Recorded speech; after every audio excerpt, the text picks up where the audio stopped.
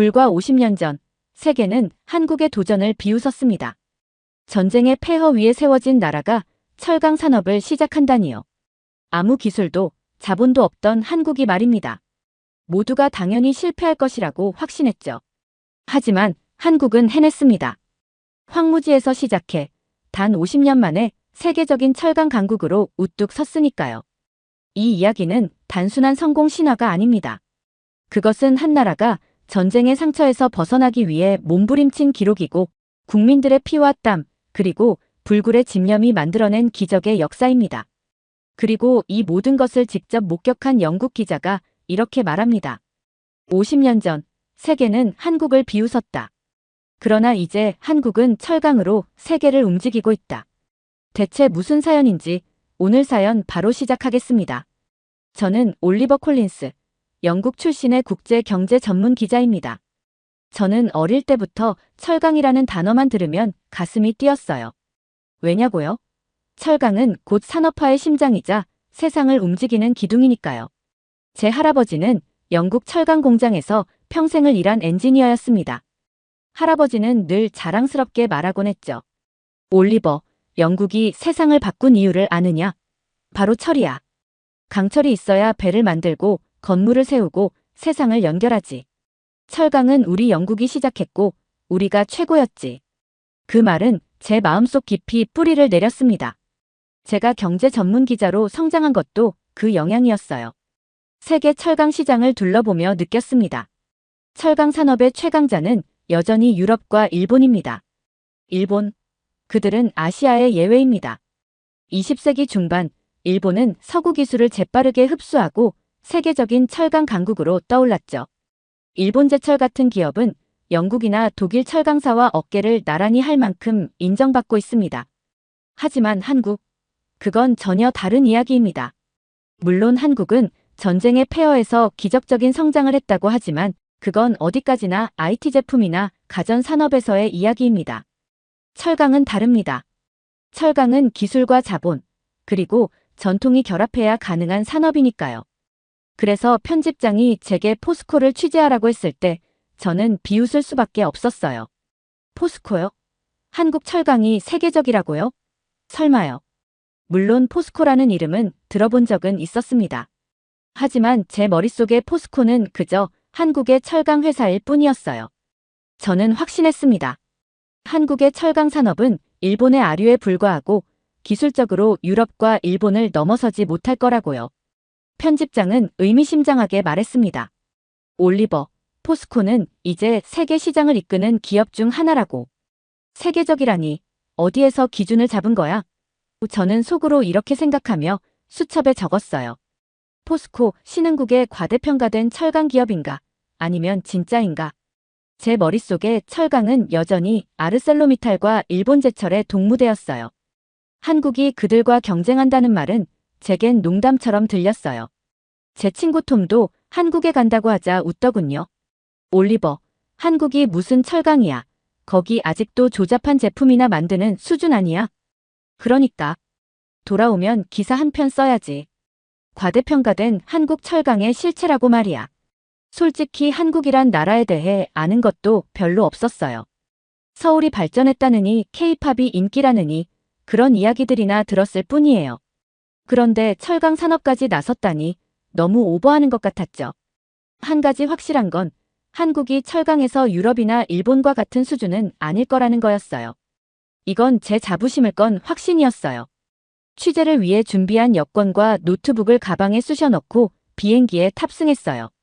영국에서 한국까지 12시간이라니 지루한 여정이었습니다. 창밖을 멍하니 내다보며 포항제철소라는 곳을 생각했어요. 이번 취재는 일종의 관광 정도로 생각했죠. 한국에 도착했을 때는 피곤함에 몸이 축 늘어졌어요.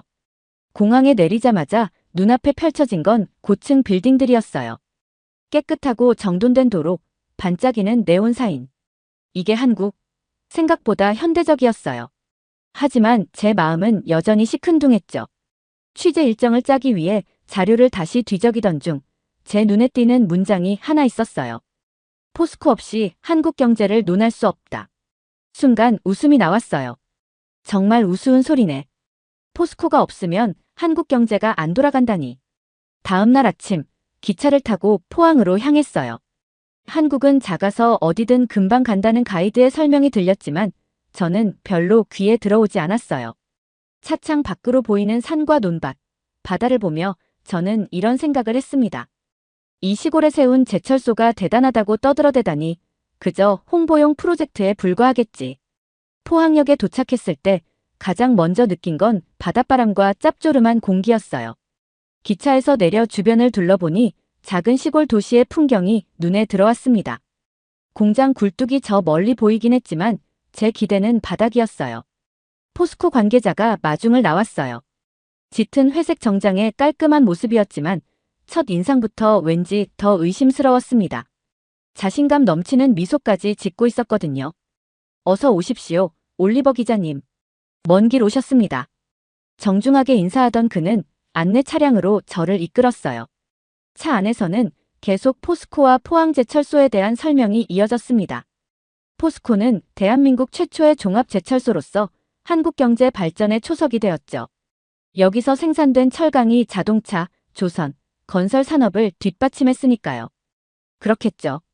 제가 짧게 대답하자 그는 미소를 지으며 말을 이었어요. 그뿐 아니라 포스코는 이제 세계적인 철강사 중 하나로 자리 잡았습니다. 직접 보시면 아마 놀라실 겁니다. 놀라다니요? 저는 창밖으로 바다와 공장 굴뚝이 어우러진 풍경을 보며 여전히 반신반의했어요. 아무리 발전했다지만 한국이 세계적인 철강사라니. 차라리 유럽 기업들이 배려해서 인정해준 거겠지. 제 생각은 여전히 거기서 벗어나지 않았어요. 마침내 포항제철소 정문 앞에 도착했을 때 저는 조금 당황했습니다.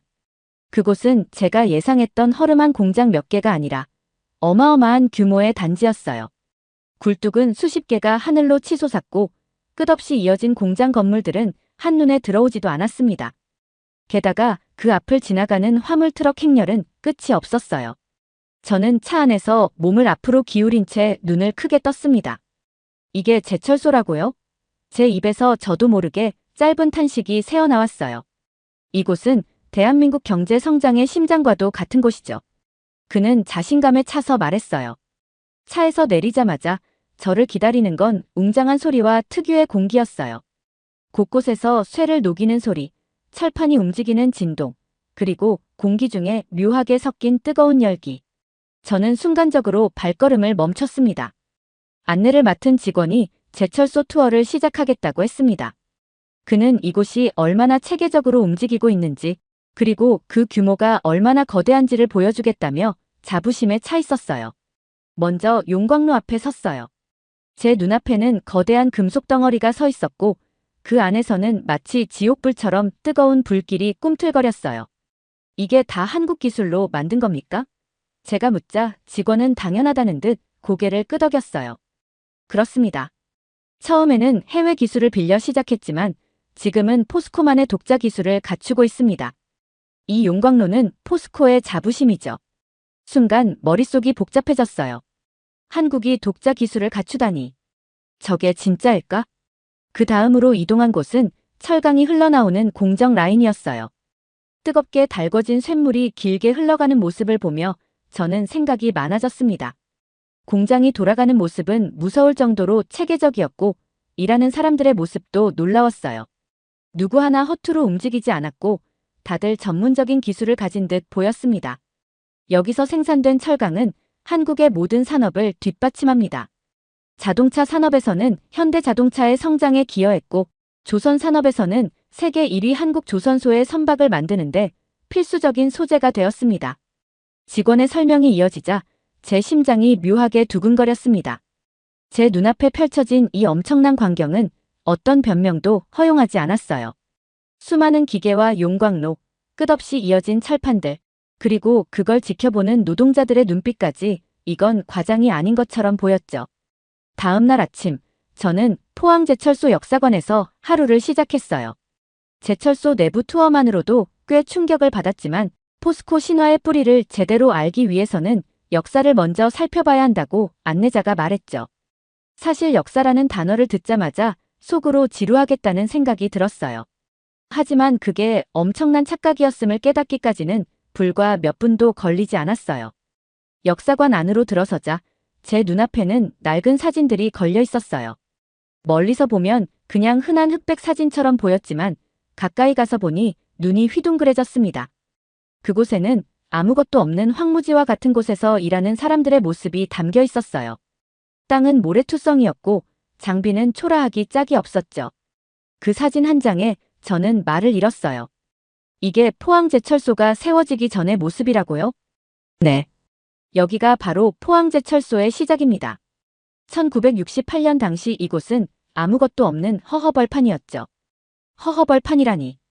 영국의 거대한 제철소를 보아왔던 제게는 도무지 믿기지 않는 모습이었어요. 저런 곳에 어떻게 세계적인 제철소를 지었단 말입니까? 직원은 조용히 말을 이었어요. 그건 국가적 결단과 몇 사람의 리더십, 그리고 수많은 근로자들의 피땀 덕분이었습니다. 그는 역사관 한쪽 벽에 걸린 박정희 대통령의 사진을 가리켰어요. 당시 박정희 대통령은 국가 경제 자립을 위해 종합제철소를 세우기로 결심했습니다. 철강이 없으면 산업화를 이룰 수 없다고 믿었죠. 하지만 기술도 없고 자금도 없었습니다.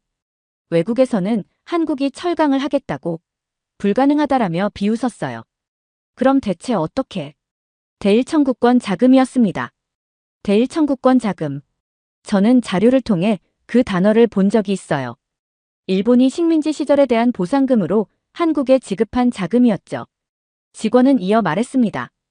당시 박정희 대통령은 결단을 내렸습니다. 그 돈을 농업 대신 종합제철소에 투자하기로요. 나라의 미래를 위해서였습니다.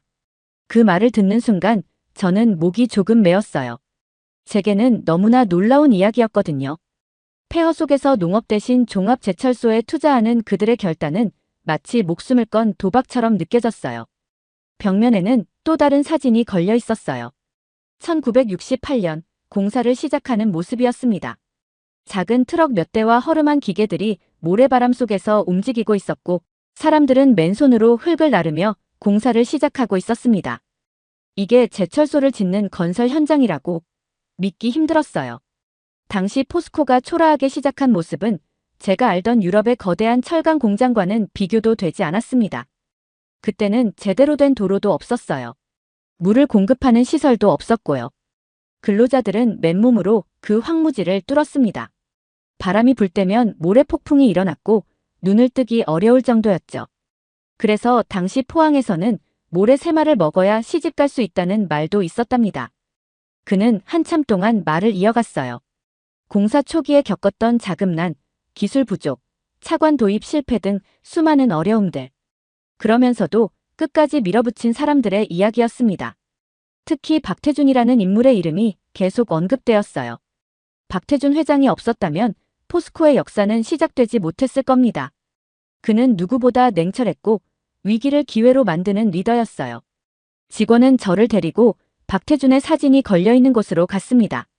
젊은 시절에 그가 모래바람 속에서 동료들과 함께 고개를 숙이고 서 있었어요. 이곳의 초창기 근로자들은 결혼식도 공사장에서 올렸습니다. 밥은 라면과 김치 한 그릇이었지만 그 누구도 불평하지 않았어요. 그들 모두 우리가 나라를 세우고 있다는 자부심이 있었거든요. 저는 사진을 한참 동안 바라보았습니다. 정말 아무것도 없던 그곳에서 누군가는 자기 인생을 바쳐 이 거대한 프로젝트를 시작했습니다. 기술도 없었고 돈도 없었어요. 그런데도 그들은 도전했죠. 그 결과가 바로 오늘 제가 목격한 포항제철소였던 겁니다. 다음 일정으로 포항제철소의 중심부로 안내받았습니다. 화입식, 그러니까 용광로에 처음으로 불을 붙였던 그날을 재현하는 기록 영상을 보여준다고 했어요.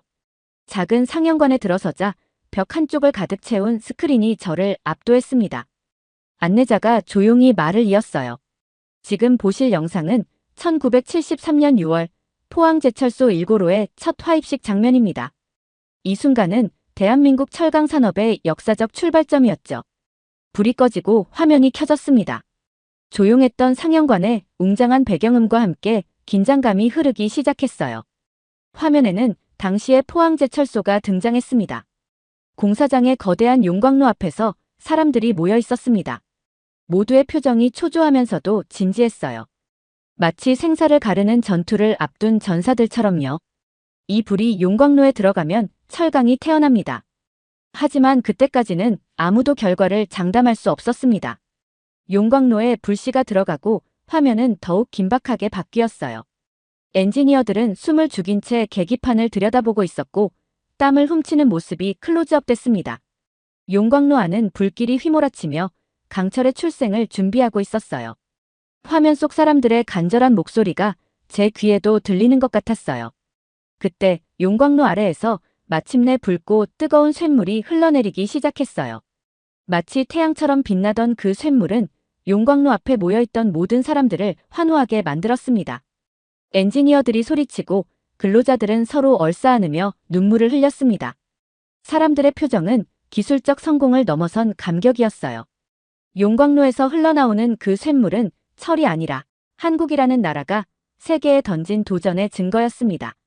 기술이 없다며 경제성도 없다며 비웃었던 세계를 향한 선언이었죠. 영상을 다 보고 나서도 한동안 아무도 말을 하지 않았습니다. 그 순간 제가 떠올린 건 영국 철강 산업이었어요. 우리는 오랫동안 산업혁명의 중심에 있었고 철강을 통해 세계를 호령했죠. 하지만 이런 열정과 헌신으로 시작된 철강 산업의 역사를 본 적은 없었어요. 사실 처음에는 철강이 한국의 경제 발전에 어떤 의미인지 이해하지 못했어요. 지금은 알겠더군요. 그 쇳물은 그저 금속이 아니라 한국 경제를 떠받친 토대였어요. 포항제철소의 놀라운 시작과 첫 쇳물의 순간을 목격한 이후 제 마음은 이미 꽤 흔들리고 있었어요. 그래, 기적적인 시작은 인정하겠어. 하지만 지금은 어떨까? 철강 기술의 최전선은 여전히 유럽과 일본이 주도하고 있지 않나? 제게는 여전히 포스코의 현재가 궁금했어요. 과거의 감동과 현실의 기술력은 다른 문제니까요. 그런 제 생각을 읽기라도 한 듯 포스코의 엔지니어가 저를 연구개발센터로 안내했어요. 그는 자신만만한 표정으로 말했죠. 올리버 기자님, 이제 포스코의 현재와 미래를 보여드릴 겁니다. 기술력을 확인해 보시죠. 연구개발센터는 일반적인 공장과는 완전히 다른 분위기였어요. 대형 스크린과 복잡한 장비들이 가득한 실험실, 연구원들은 바쁘게 움직이며 데이터와 실험 결과를 분석하고 있었습니다. 제법 첨단적이었어요.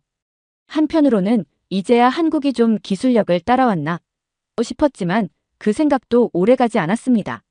그들은 가장 먼저 수소환원제철 기술에 대해 설명했어요. 화면에는 수소와 철광석이 결합하는 공정이 자세히 나와 있었죠. 이 기술은 기존의 용광로와 달리 탄소를 거의 배출하지 않고 철을 생산하는 차세대 기술입니다. 전 세계에서 포스코가 이 기술의 상용화를 선도하고 있습니다. 그 순간 제 머릿속은 복잡해졌어요. 잠깐만요, 수소환원제철이라고요?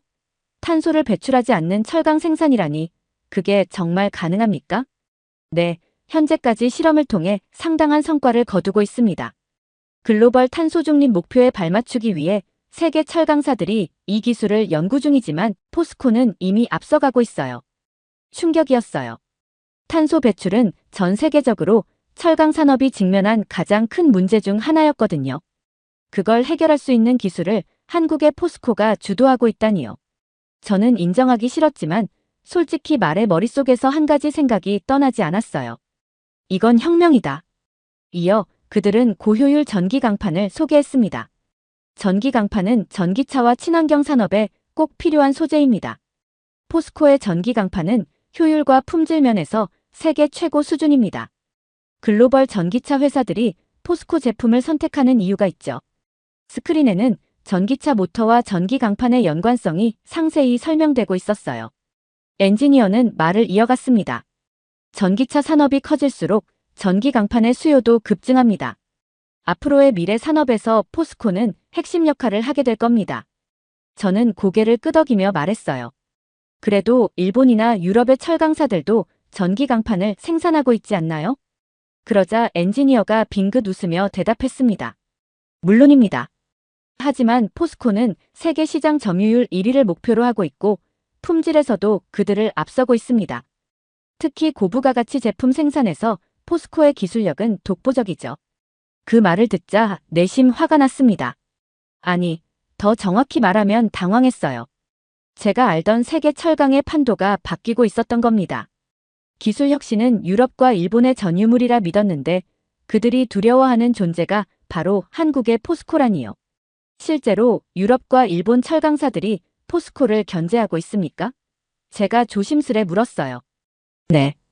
유럽과 일본의 경쟁사들은 포스코의 기술 혁신을 두려워하며 따라잡기 위해 애쓰고 있습니다. 심지어 우리 기술을 배우기 위해 협력을 제안하기도 합니다. 유럽과 일본이 한국을 두려워한다고요? 그의 말에 제 눈이 커졌어요. 그동안 저는 한국이 따라오는 입장이라고 생각했는데 상황은 완전히 반대였어요. 포스코는 이미 선두에 서 있었고 다른 기업들이 그 뒤를 쫓고 있는 형국이었습니다. 이어 연구원 한 명이 제게 말을 걸었습니다. 포스코가 여기까지 온 건 운이 아닙니다. 시작은 늦었지만 우리는 불가능을 가능으로 만든다는 정신으로 여기까지 왔어요. 처음에는 누구도 우리가 세계 철강 시장을 주도할 거라 믿지 않았지만 이제는 우리가 시장의 흐름을 바꿔가고 있습니다. 그 말에 저는 잠시 멍해졌습니다. 포스코가 왜 그렇게까지 노력하는 겁니까? 그건 단순합니다. 포스코의 시작이 그랬으니까요.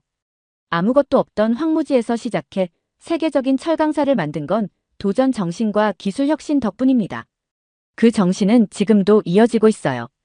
그날 연구개발센터를 나서며 저는 한 가지 확신을 가졌습니다. 포스코는 일반적인 철강 회사가 아니었어요. 그들은 철강의 미래를 주도하고 있었고 제가 그토록 자부심을 가졌던 유럽과 일본은 이제 그 뒤를 쫓고 있었던 겁니다. 연구개발센터에서 경험한 포스코의 혁신 기술은 제 머릿속을 복잡하게 만들어 놓았어요. 한국이 미래 철강 기술을 주도하고 있다니 제 자존심은 깨졌지만 기자로서의 호기심은 오히려 더 커졌습니다. 혁신 기술은 그렇다 쳐도 시장 경쟁력이라는 현실에서 한국이 세계를 어떻게 상대하고 있는지 궁금했어요. 그날 오후 저는 포스코의 수출 항만으로 향했습니다. 해안을 따라 길게 늘어선 항만에는 거대한 화물선들이 정박해 있었고 끝도 없는 컨테이너들이 쌓여 있었습니다. 여기가 포스코의 수출 중심지입니다. 여기서 생산된 철강 제품들이 전 세계로 나가죠. 가이드의 말에 저는 무심코 한숨을 내쉬었어요. 전 세계로. 그 단어가 머릿속에 맴돌았어요. 마침 화물선 한 척에 철강 코일이 실리는 광경을 목격했어요. 화물선의 목적지는 유럽이었습니다. 저 제품들은 유럽의 자동차 회사로 갑니다. 포스코의 고품질 철강은 글로벌 완성차 업체들에게 필수적인 소재죠. 잠깐만요. 저는 말을 끊고 되물었습니다. 유럽의 자동차 회사들이 한국 철강을 사용한다고요? 그건 유럽 철강사들이 공급하지 않나요? 가이드는 제 표정을 보고 미소를 지었어요. 한때는 그랬죠. 하지만 포스코가 품질과 가격 경쟁력을 앞세워 유럽 시장을 뚫었습니다. 지금은 유럽에서도 포스코의 철강을 선호하는 기업들이 많습니다. 그 말을 듣자마자 제 마음이 요동쳤습니다. 유럽. 그러니까 제 조국인 영국을 포함한 유럽의 강력한 철강 기업들이 자부심을 가졌던 시장에 한국의 포스코가 들어와 있었다는 겁니다. 유럽 기업들이 가만히 있었을 리가 없는데요. 물론 저항이 있었습니다. 하지만 품질과 기술력으로 승부한 거죠. 특히 전기 강판, 고급 후판처럼 기술적 난이도가 높은 제품들은 포스코가 세계 최고 수준입니다. 세계 최고 수준. 그 단어는 제 자존심에 비수를 꽂았어요. 기자로서 냉정하게 평가해야 하는데도 제 조국과 유럽이 자랑하던 철강 산업이 한국에 밀리고 있다는 사실이 믿기지 않았습니다. 그는 이어 조선 산업 이야기를 꺼냈습니다. 포스코의 철강제는 한국 조선 산업에도 큰 역할을 했습니다. 지금 한국은 세계 1위의 조선 강국입니다. 초대형 컨테이너선, LNG 운반선처럼 고도의 기술이 필요한 선박들은 포스코의 철강 없이는 불가능했죠. 저는 다시 한번 놀랐어요. 조선 분야에서는 한국이 1위라는 이야기를 얼핏 들은 적은 있었지만 그 배경에 포스코의 철강이 있다는 건 몰랐습니다. 그러니까 포스코가 없었다면 한국의 조선 산업도 없었겠군요. 그렇습니다.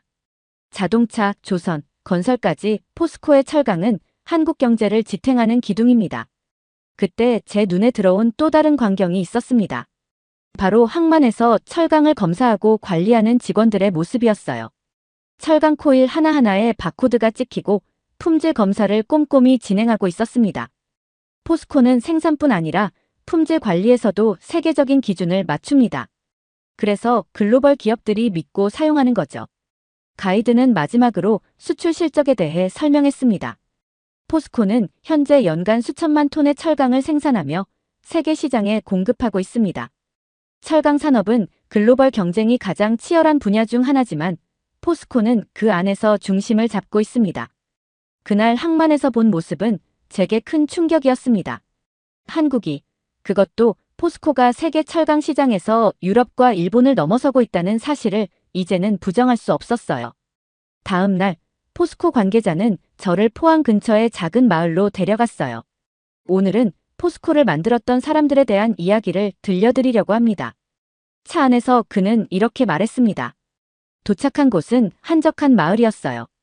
눈앞에 있는 집은 허름했지만 깔끔하게 정돈돼 있었죠. 그곳에서 만난 사람은 회색머리의 노인이었습니다. 그는 포스코 초창기 근로자로 제철소 건설 당시 그 황무지에서 일했던 분이었어요. 당시 현장은 어땠습니까? 제가 물었어요. 노인은 잠시 먼 곳을 바라보더니 말을 꺼냈습니다. 그땐 황무지였죠. 모래바람이 얼마나 거셌는지 눈도 제대로 못 뜰 정도였어요. 철강이 나라를 살릴 거라고 했지만 그게 무슨 뜻인지도 몰랐죠. 다만 박태준 사장님이 그러셨죠. 여러분이 만드는 이 쇳물이 나라를 일으킬 겁니다. 그의 목소리에는 묘한 울림이 있었어요. 마치 그 시절로 돌아간 듯한 표정이었죠. 그는 당시의 열악한 환경을 설명했습니다. 모래 언덕을 파내고 물을 끌어오는 작업만 해도 수개월이 걸렸어요. 한겨울에 얼어붙은 땅을 깨고 한여름엔 땀에 절어 일했습니다. 밥은 김치와 라면이 전부였지만 아무도 불평하지 않았습니다. 왜죠? 제가 조심스럽게 물었어요. 그는 주름진 손을 천천히 쥐었다 폈다 하며 대답했습니다. 우리가 나라를 살리고 있다고 믿었으니까요. 여기서 실패하면 우리 자식들은 평생 외국에 의존하며 살아야 한다고 생각했어요. 그 말이 제 가슴을 깊숙이 찔렀어요. 철강이 나라를 세우는 일이었다는 그의 믿음. 그것이 바로 한국인들이 가진 도전 정신의 뿌리였던 겁니다. 이어서 그는 당시의 한 일화를 들려줬어요. 화입식 전날이었어요. 용광로에 불을 붙이기 위해 준비하던 그날, 많은 사람이 밤새워 기도했습니다. 제발 성공하게 해달라고요. 그날 처음 붉은 쇳물이 흘러나왔을 때 모두가 울었습니다. 우리 손으로 나라를 일으켰다는 자부심 때문이었죠. 그는 말을 마치고는 미소를 지었지만 그 눈빛에는 눈물이 고여 있었습니다. 저는 그 앞에서 아무 말도 하지 못했어요. 그때가 아니었다면 지금의 포스코는 없었겠군요. 제 목소리가 조금 떨렸습니다. 노인은 고개를 끄덕이며 말했어요. 포스코가 없었다면 한국은 지금도 철강을 수입해왔을 겁니다. 철강이 없으면 공장도, 자동차도, 배도 지을 수 없으니까요. 그럼 한국은 영원히 가난한 나라로 남았겠죠. 그제야 깨달았습니다. 포스코의 성공은 단순한 경제 성장이 아니었어요. 그것은 국가의 자립을 위한 몸부림이었고 전쟁의 폐허에서 벗어나기 위한 필사적인 노력이었습니다. 돌아가는 차 안에서 저는 창밖을 내다보며 생각했습니다. 포스코를 만든 사람들은 나라를 일으킨 주인공들이었습니다. 포항에서의 마지막 날이 밝았습니다. 떠날 준비를 마치고 숙소 창가에 서서 바다를 바라봤어요. 어제의 그 황무지에서 시작된 이야기, 근로자들의 희생과 불굴의 의지를 떠올리니 가슴 한편이 묵직해졌습니다. 그날 오후, 저는 포스코 서울 본사에서 마지막 인터뷰를 가졌습니다. 응대해준 임원은 자신감 넘치는 표정이었어요. 한동안 침묵하다가 제가 먼저 입을 열었습니다. 포스코가 세계적인 철강사가 된 원동력은 무엇이라고 생각하십니까? 그는 미소를 지으며 말했습니다. 간단합니다. 불가능에 도전했기 때문입니다. 기술도 자본도 없었습니다. 하지만 우리는 단 하나 할 수 있다는 믿음과 도전 정신을 가진 사람들이 있었습니다. 그는 화면을 켜고 자료를 보여줬습니다. 이제 포스코는 세계 철강 시장에서 누구도 무시할 수 없는 존재가 되었습니다. 한국의 자동차 산업과 조선 산업이 세계 1위로 성장한 배경에는 포스코의 철강이 있었고 이를 통해 수많은 국가 인프라가 건설되었죠. 네, 알고 있습니다. 하지만 그것만으로는 부족해 보입니다. 제가 도발적으로 말을 던졌습니다. 기자로서의 마지막 자존심이었어요. 유럽과 일본의 철강사들은 전통적으로 기술력과 경험을 앞세워왔습니다. 그런 기업들을 넘어서기란 쉽지 않지 않았습니까? 임원은 제 말을 기다렸다는 듯이 답했습니다. 좋은 지적이십니다. 처음에는 따라가는 입장이었지만 이제는 다릅니다. 우리는 기술 혁신을 통해 경쟁력을 확보했고 지속 가능성을 생각하는 기업이 되었습니다. 그가 보여준 다음 자료는 포스코의 미래 전략이었습니다. 수소환 원제철, 전기 강판 같은 첨단 제품들이 우리의 기술력을 증명합니다. 앞으로는 친환경 철강 시대가 올 겁니다. 그리고 포스코는 그 시대를 선도할 준비가 되어 있습니다. 그 순간 제 입에서 나지막이 말이 새어나왔어요. 포스코는 이미 미래를 준비하고 있군요. 그는 고개를 끄덕이며 답했습니다. 우리는 불가능에 도전하고 또다시 새로운 역사를 써 내려갈 겁니다. 인터뷰를 마치고 공항으로 향하는 택시 안에서 저는 생각에 잠겼어요. 영국으로 돌아가면 이번 취재를 바탕으로 기사를 써야 했습니다. 하지만 이번만큼은 기사를 쓰는 일이 부담스럽게 느껴졌어요. 왜냐하면 제가 그동안 믿어왔던 세계 철강의 질서가 완전히 뒤집혔으니까요. 비행기 안에서 노트북을 켜고 기사 첫 문장을 적기 시작했어요. 한국의 철강은 도전 정신이 만들어낸 국가의 기적이다. 포스코는 황무지에서 출발해 세계를 이끄는 선두주자로 자리 잡았다. 하지만 그것만으로는 부족했어요. 제가 본 것과 느낀 것을 모두 담기 위해 한 문장씩 덧붙여갔습니다. 포스코의 성공은 국가의 자립을 넘어 한국이라는 나라가 가진 끝없는 도전 정신과 희생의 산물이었다. 세계가 불가능하다고 손가락질할 때 한국은 그 불신을 불굴의 의지로 꺾어버렸다. 유럽과 일본의 기업들이 이제는 포스코를 견제하며 두려워하는 이유가 바로 여기에 있다. 그 글을 적으면서 저는 깊은 존경을 느꼈어요. 포스코를 통해 저는 한국이라는 나라를 다시 보게 되었습니다. 제가 처음 한국에 도착했을 때 가졌던 편견과 오만함은 모두 사라졌습니다. 제 기사 마지막에는 이렇게 적혀 있었어요. 한국은 황무지에서 시작해 세계를 이끄는 나라가 되었다. 그 중심에는 포스코가 있었고 그들의 도전 정신은 앞으로도 새로운 기적을 만들어낼 것이다. 이제 저는 부정하지 않습니다. 한국은 철강의 역사에 새로운 페이지를 썼고 앞으로도 더 나아갈 겁니다. 제 이야기를 여기서 마칩니다. 이 글이 제 조국 영국과 전 세계의 사람들에게 한국과 포스코를 다시 보게 만드는 계기가 되기를 바랍니다. 두 번째 사연 시작합니다. 북한의 철도 폭파와 국경 강화는 국민을 외부 위협으로부터 보호하기 위한 것이 아닙니다. 그 목적은 오로지 체제와 권력의 유지이며 탈북을 막고 정권을 비판할 기회를 차단하기 위함입니다. 김정은 정권은 자국민을 적으로 취급하며 그들의 자유로운 선택을 막고 오직 권력을 유지하기 위해 모든 것을 통제합니다.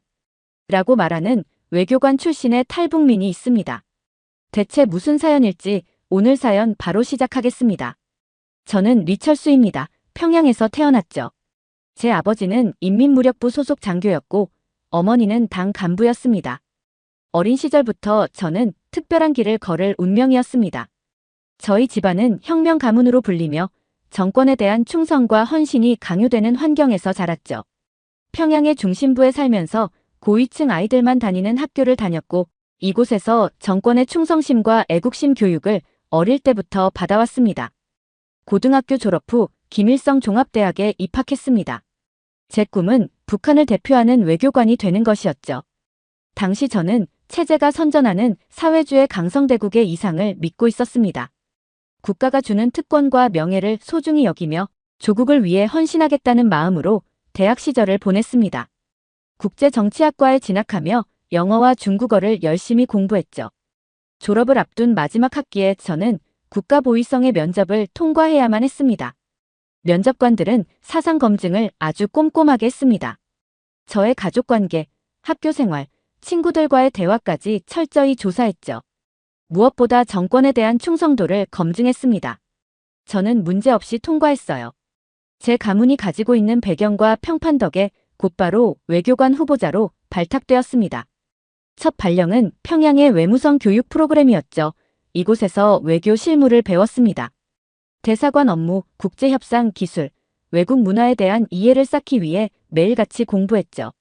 정권은 제가 파견될 외교관으로서 자랑스러워하길 기대했고, 저 역시 자신감이 넘쳤습니다. 드디어 첫 해외 근무가 결정되었습니다. 저는 외국의 한국가로 파견됐습니다. 비록 출국 전날까지도 긴장이 풀리지 않았지만 가족과 동료들은 저를 축하하며 격려해 주었죠. 저는 체제의 일원이자 조국을 대표하는 외교관이라는 사실이 무척 자랑스러웠습니다. 평양을 떠나기 직전 아버지가 조용히 저를 불러 말했습니다. 철수야, 외국에 나가도 조국을 잊으면 안 된다. 그곳에서 어떤 유혹이 있어도 우리는 백두혈통과 혁명 정신으로 이 나라를 지켜야 한다. 그 말을 들으며 저는 김정은 정권에 대한 충성을 다짐했죠. 비행기가 출발할 때 창밖으로 보이는 평양의 도시가 점차 작아졌습니다. 이제 내가 조국을 위해 일할 때가 되었구나. 그런 마음이 가슴을 벅차게 만들었습니다. 저는 해외 근무를 시작하며 한동안 적응에 어려움을 겪었지만 외교관으로서의 임무에 충실하려고 노력했습니다. 처음 몇 달은 조국의 명예를 지키는 일에 자부심을 느꼈죠. 그러나 시간이 지날수록 외부 세계의 현실이 저를 흔들기 시작했습니다. 제가 보고 들은 것은 평양에서 배운 것과는 완전히 달랐어요. 처음에는 그저 신기하게 느껴졌습니다. 사람들이 자유롭게 의견을 말하고 정부의 불만을 표현하는 모습에 큰 충격을 받았죠. 저런 식으로 떠들다간 큰일 날 텐데 저는 속으로 그렇게 생각했어요. 하지만 그 누구도 처벌받지 않았습니다. 어린아이조차 자유롭게 꿈을 이야기하는 모습은 저에게 큰 인상을 남겼습니다. 북한에서는 항상 체제에 복종해야만 안전했는데 이곳 사람들은 스스로의 생각과 목소리를 당당하게 표현했습니다. 경제적인 면에서도 큰 차이를 느꼈습니다. 저는 북한에서 자원이 부족한 생활에 익숙했지만 이곳에서는 풍요로움과 자유로운 소비가 당연한 듯 펼쳐져 있었죠. 상점들은 상품들로 가득했고 사람들은 필요에 따라 원하는 것을 쉽게 구할 수 있었습니다. 저는 처음에는 그들이 지나치게 사치스럽다고 생각했어요. 그러나 시간이 지나면서 자유로운 소비가 삶의 질을 높이고 행복감을 준다는 것을 조금씩 이해하게 되었습니다. 북한의 교육에서는 외국을 악마화하는 내용이 많았지만 실제로는 그들이 서로 도와주고 협력하는 모습을 봤어요. 국경과 이념을 넘은 협력이 어떻게 사람들의 삶을 더 나은 방향으로 이끄는지 직접 목격하게 되자 제 머릿속에 의문이 생기기 시작했습니다. 북한에서는 왜 이런 협력을 허락하지 않을까? 이런 풍요로운 삶을 왜 우리는 누리지 못할까? 물론 이 과정은 저를 괴롭게 만들었습니다. 제 가슴속에는 조국에 대한 충성심과 이곳에서의 새로운 깨달음이 서로 충돌하며 혼란을 주었죠. 처음엔 스스로를 다독였습니다. 이건 자본주의의 허영일 뿐이야 그렇게 생각했지만 점차 그 생각이 흔들리기 시작했습니다. 진정한 허영은 오히려 제가 속해 있던 체제에 있는 것은 아닐까 하는 의구심이 마음 한구석에 자리 잡기 시작했죠. 외교 임무를 수행하던 어느 날 저는 현영철 총참모장이 고사포로 처형당했다는 소식을 듣게 되었습니다. 김정은이 자신의 지시를 무시했다는 이유로 그를 잔인하게 처형했다는 것이었습니다. 이 소식은 저에게 큰 충격이었습니다. 현영철은 북한 군부의 핵심 인물로 저 역시 평양 시절 그의 이름을 숱하게 들었기에 충격은 배가 되었죠. 처형 방식이 고사포라는 사실은 잔인함의 극치였습니다. 동료 외교관들과 조용히 이야기를 나눌 때마다 그들은 체제 내부가 얼마나 공포에 휩싸여 있는지 이야기했어요. 그 잔혹한 숙청에 대해 처음엔 정권의 단호한 통제라며 스스로를 위로했지만 시간이 지날수록 그것은 두려움의 정치라는 걸 깨닫게 되었습니다. 이 사건 이후 저는 체제의 균열을 느끼기 시작했습니다. 김정은 정권은 외부 세계와의 완전한 단절을 고집하며 내부의 모든 문제를 억압과 숙청으로 해결하려고 했습니다. 그 결과 정권에 대한 환멸이 서서히 제 마음속에 자리 잡았습니다.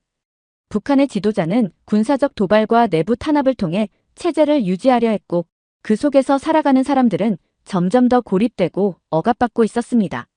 어느 날 밤 저는 조용히 스스로에게 질문했습니다. 과연 이 길이 옳은가?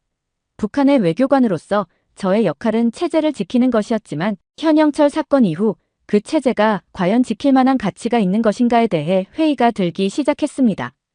북한 정권이 추구하는 외부와의 적대 정책과 주민 억압은 정권의 유지에만 목적이 있어 보였고 그 결과 많은 사람들이 고통 속에 살아가고 있었습니다.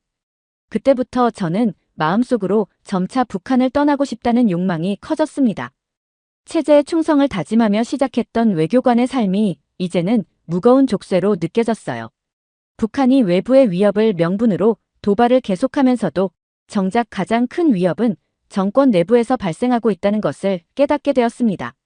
정권의 잘못된 선택들이 반복되는 모습을 보며 저는 점점 더 북한 밖의 자유로운 세계를 그리워하게 되었습니다. 그러나 체제에서 벗어난다는 것은 단순히 자유를 향한 도전이 아닌 목숨을 건 선택이라는 것을 저는 너무도 잘 알고 있었습니다. 하지만 북한에 계신 부모님을 생각하면서 이내 마음을 다잡고 최선을 다해 임무를 수행하려고 노력했습니다. 그러던 어느 날 외교 임무를 수행하던 중 북한 청소년들이 남한 드라마를 몰래 시청하다 처형당했다는 소식을 접하게 되었습니다. 이 사건은 제 마음에 깊은 충격을 남겼어요. 단지 드라마를 보았다는 이유로 어린아이들이 총살당했다니 도저히 믿을 수 없었습니다. 북한에서는 외부 세계의 문화를 접하는 것이 곧 체제에 대한 반역으로 간주되지만 이 정도로 잔인한 처벌은 상상조차 못했죠. 그들의 죽음은 제가 체제에 품고 있던 신념을 무너뜨렸습니다. 북한의 체제는 단지 외부 정보를 차단하려는 것이 아니라 사람들의 호기심과 자유로운 생각조차도 억누르는 것이었어요. 저 역시 외교관이지만 자유롭게 책을 읽거나 영화를 볼 수 없었고 항상 검열의 대상이었습니다. 이 사건을 알게 된 후 저는 제 역할이 자랑스럽게 느껴지지 않았습니다. 오히려 정권의 억압 기계 속에서 한 톱니바퀴가 된 기분이었죠. 북한에서는 언제나 체제가 완벽하고 외부 세계는 타락했다고 가르쳤습니다. 그러나 외국에서 지내며 접한 자유로운 문화와 개인의 권리는 그와 완전히 반대였습니다. 사람들이 단지 엔터테인먼트를 즐기는 것만으로 행복을 느끼는 것을 보며 북한이 왜 그런 기쁨을 빼앗으려 하는지 이해할 수 없었어요. 그 아이들이 단지 드라마를 보았다는 이유로 사라져야 한다니 이건 분명 잘못된 일이었습니다. 그때는 아무런 생각이 들지 않았고 그저 탈출하고 싶은 마음이 강해졌습니다. 매일 밤 탈출을 계획하며 고민했어요. 국가보위성의 감시를 뚫는 일은 위험했고 실패하면 처형될 수 있었습니다. 하지만 이 억압된 체제에서 평생을 보낼 수는 없었습니다. 저는 외교관의 신분을 이용해 조금씩 탈출 계획을 세우기 시작했습니다. 누군가에게 발각될까 두려웠지만 이곳에 더 머물 수 없다는 결심이 저를 강하게 이끌었습니다. 가족을 남겨두고 떠나야 한다는 죄책감이 저를 괴롭혔지만 이 체제 안에서는 누구도 진정한 삶을 살 수 없다는 현실을 받아들이기 시작했습니다. 탈출은 단순히 생존의 문제가 아니라 자유를 찾아 떠나는 길이었습니다. 하루하루가 두려움과 긴장의 연속이었습니다. 탈출 계획은 조심스럽게 아주 조금씩 진행되어야 했어요. 국가보위성의 감시는 눈에 보이지 않게 촘촘히 퍼져 있었고 제가 하는 말, 만나는 사람 하나하나가 감시 대상이었습니다. 계획이 발각되는 순간 제 인생은 물론 남아있는 가족들도 끝장날 것이 뻔했습니다. 하지만 그럼에도 탈출을 결심하지 않을 수 없었습니다. 외교관 신분이었기에 어느 정도의 이동 자유가 있었지만 그것은 철저한 감시 속에서 주어진 것이었죠. 대사관의 모든 외출은 기록되었고 외부 인사와의 만남은 보고돼야 했습니다. 그러나 저는 그 틈을 이용해 조금씩 탈출 경로를 탐색했습니다. 정기적으로 연락을 주고받는 외국인들과의 만남 속에서 정보를 모았어요. 신뢰할 만한 경로를 찾기까지는 시간이 걸렸습니다. 가족의 안위는 가장 큰 고민이었습니다. 저는 탈출을 결심하면서도 평양에 남겨질 가족들을 어떻게 해야 할지 계속 고민했어요. 만약 제가 탈출한다는 사실이 발각되면 그들은 분명 숙청될 것입니다. 그 무게감은 저를 짓누르고 몇 번이나 결심을 번복하게 만들었죠. 하지만 이 체제 안에서는 제가 살아남는다고 해도 자유가 없는 인생일 뿐이라는 사실을 깨닫게 됐습니다. 가족을 위해서라도 살아남아야 한다는 생각이 점점 강해졌어요. 탈출 계획의 마지막 단계에 접어들면서 모든 것이 위태로워 보였습니다. 하루하루가 지옥 같았죠. 감시망이 좁혀지고 있다는 생각에 저는 더 이상 미룰 수 없다고 판단했습니다. 발각되기 전 떠나야 한다는 절박함이 저를 몰아붙였습니다. 운 좋게도 정기 외출을 가장해 탈출할 수 있는 기회가 찾아왔어요. 그 순간이 바로 제 인생을 건 도박이었습니다. 그날 저는 평소와 다름없이 외출 복장을 차려입고 대사관에서 나왔습니다. 정해진 스케줄을 따르는 척하며 목적지를 이탈했어요. 심장이 쿵쾅거렸고 발걸음이 무겁게 느껴졌지만 멈출 수 없었습니다. 탈출 루트를 따라 신속하게 움직여야 했습니다. 제 발걸음을 멈추는 순간 모든 것이 끝날 것이니까요. 그날 밤 저는 외부 협조를 통해 안전하게 탈출할 수 있었습니다. 믿기지 않았어요. 저는 이제 북한이 지켜보지 않는 곳에서 숨을 쉬고 있었고 감시와 억압에서 벗어난 자유를 느낄 수 있었습니다. 하지만 마음 한구석에서는 가족들을 떠나온 죄책감이 저를 무겁게 짓눌렀어요. 모든 것이 끝난 것은 아니었습니다. 저는 탈출했지만 남아있는 가족들의 운명은 여전히 불확실했습니다. 하지만 이제야 비로소 제 인생을 스스로 선택할 수 있는 자유가 주어졌다는 사실을 깨달았습니다. 탈출에 성공한 후 저는 한국 땅을 밟으며 처음으로 자유를 실감했습니다. 모든 것이 낯설고 어색했지만 감시 없이 숨 쉴 수 있다는 사실이 기적처럼 느껴졌어요. 그렇다고 해서 감정이 마냥 편한 것은 아니었습니다. 평양에 남겨진 가족들을 떠올릴 때마다 죄책감이 저를 짓눌렀죠. 탈출의 대가로 그들이 어떤 위험에 처하게 될지 알 수 없었기 때문입니다. 처음 남한에서의 생활은 새로운 문화와 환경에 적응하는 과정이었습니다. 북한에서는 모든 것이 통제되고 제한적이었지만 남한의 일상은 개방적이고 다양했습니다. 사람들은 자유롭게 생각을 나누고 무엇을 하든 간섭받지 않았습니다. 저는 매 순간이 놀라웠어요. 어디에서나 인터넷을 사용할 수 있고 수많은 정보가 손끝에 닿는 것이 특히 신기했습니다. 남한 사람들은 북한 출신이라는 저를 따뜻하게 받아주었지만 그 친절조차도 어색하게 느껴졌습니다. 너무 오랫동안 불신의 세계에서 살았기 때문일까요? 그래도 한국 정부와 정착 지원팀의 도움으로 차츰 생활을 정비해 나갔습니다. 주거지와 일자리도 지원받았고 한국어 억양과 문화를 배우기 위해 노력했습니다. 이곳에서는 작은 일상조차도 감사의 대상이 되었습니다. 제 마음대로 책을 읽고 영화를 볼 수 있는 자유, 누구와도 이야기할 수 있는 자유, 그리고 선택의 권리가 있다는 것이 얼마나 소중한지 매일 깨달았어요. 무엇보다 저는 이제 더 이상 누군가의 눈치를 보며 숨지 않아도 된다는 사실이 정말 행복했습니다. 그러나 가족에 대한 걱정은 늘 제 마음속에 남아 있었습니다. 탈출 후 남겨진 가족들의 안전이 가장 큰 불안 요소였죠. 북한에서 가족들이 숙청당하거나 정치범 수용소로 끌려갈지 모른다는 생각이 저를 괴롭혔습니다. 이 때문에 저는 대외적으로 목소리를 내지 않고 조용히 살아가기로 결심했습니다. 공개적으로 나서는 것이 그들에게 더 큰 위험을 가져올 수 있었기 때문입니다. 하지만 조용히 지내면서도 저는 매일 한국 사회의 발전을 목격하며 깊은 감명을 받았습니다. 정보와 기술, 경제적 풍요로움뿐 아니라 사람들 사이에 흐르는 자유와 배려가 저를 놀라게 했어요. 한국은 단지 부유한 나라가 아니라 사람들이 자신의 삶을 주체적으로 선택하며 살아가는 곳이었습니다. 이런 삶을 북한 주민들도 누릴 수 있다면 얼마나 좋을까 하는 생각이 들었습니다. 한국에 정착한 지 몇 년이 지났습니다. 며칠 전 무인기가 평양 상공에 침투해 전단을 살포했다는 충격적인 뉴스가 전해졌습니다. 이 소식을 접한 순간 저는 김정은의 심정을 생생하게 상상할 수 있었습니다. 평양은 단순한 도시가 아닙니다. 그곳은 북한 정권의 심장부이자 권력의 상징입니다. 그런 곳에 보안이 뚫렸다는 사실은 김정은에게 단순한 사건 이상의 의미를 지닐 것입니다. 이는 그의 절대적 권력에 대한 심각한 도전이자 체제 전체의 취약성을 드러낸 사건으로 받아들여졌을 것입니다. 김정은의 반응을 예측해보면 그는 이 사건을 즉각적인 체제 위협으로 간주할 것이 분명합니다. 그의 통치 방식을 고려할 때 여러 고위 인사들에 대한 대대적인 숙청이 이어질 것으로 예상됩니다. 이는 단순한 처벌을 넘어 그의 권력을 재확인하고 내부 결속을 다지려는 시도일 것입니다. 김정은 정권의 잔혹한 숙청은 이미 잘 알려진 사실입니다. 저 역시 현영철 처형 사건을 직접 목격하며 그의 통치가 얼마나 두려움과 폭력에 기반하고 있는지를 뼈저리게 느꼈습니다. 이번 무인기 침투 사건은 김정은에게 더욱 큰 공포와 불안을 안겨줄 것입니다.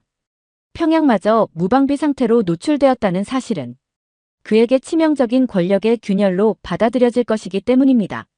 이는 단순한 보안 문제를 넘어 그의 절대적 통제력에 대한 의문을 제기할 수 있는 사건이기 때문입니다. 이번 사건을 통해 다시 한번 북한 체제의 본질을 깨닫게 되었습니다. 북한이 국경을 강화하고 철도를 폭파하는 등의 극단적 조치를 취하는 것은 결코 국민을 외부의 위협으로부터 보호하기 위함이 아닙니다. 그 진정한 목적은 오로지 체제와 권력의 유지에 있으며 주민들의 탈북을 막고 외부 정보 유입을 차단함으로써 정권에 대한 비판의 기회를 원천 봉쇄하려는 것입니다. 김정은 정권은 자국민을 적으로 간주하며 그들의 자유로운 선택과 사고를 철저히 통제합니다. 이는 단순한 억압을 넘어 인간의 기본적 권리를 근본적으로 부정하는 행위입니다. 북한 정권은 오직 자신들의 권력 유지를 위해 모든 것을 희생시키고 있습니다. 이번 사건에 대한 한국 국방부의 반응 또한 매우 인상적이었습니다. 한국은 북한의 위협을 적반하장이라고 명확히 규정하며 북한의 추가 도발이 있을 경우 그것이 곧 북한 정권의 종말로 이어질 것이라는 강력한 경고를 보냈습니다. 이 성명을 듣고 저는 깊은 감명을 받았습니다. 한국은 국민의 안전과 생명을 최우선 가치로 두고 있으며 부당한 도발에 대해서는 단호히 맞서겠다는 의지를 분명히 했습니다. 이러한 태도야말로 진정한 국가의 모습이라고 생각합니다. 북한에서는 국민이 체제의 도구였지만 남한에서는 국민이 국가의 주인이다. 이 근본적인 차이점이 제 마음을 가장 크게 울렸습니다. 국경의 존재 이유는 국민의 자유와 권리를 보호하기 위함이지 결코 국민을 가두고 억압하기 위한 것이 아님을 저는 이곳 한국에서 온몸으로 체험하고 있습니다. 한국은 저를 한 사람의 인간으로 존중하며 받아주었고 새로운 삶을 시작할 소중한 기회를 주었습니다. 이 땅에 정착해 진정한 자유를 누리는 지금의 삶이 얼마나 감사한지 저는 매일 아침 깨어날 때마다 되새기고 있습니다. 이제는 과거를 돌아볼 때마다 두 가지 감정이 교차합니다. 하나는 가족을 두고 떠나온 죄책감, 그리고 또 하나는 이곳에서 자유를 누리며 살아가게 된 감사입니다.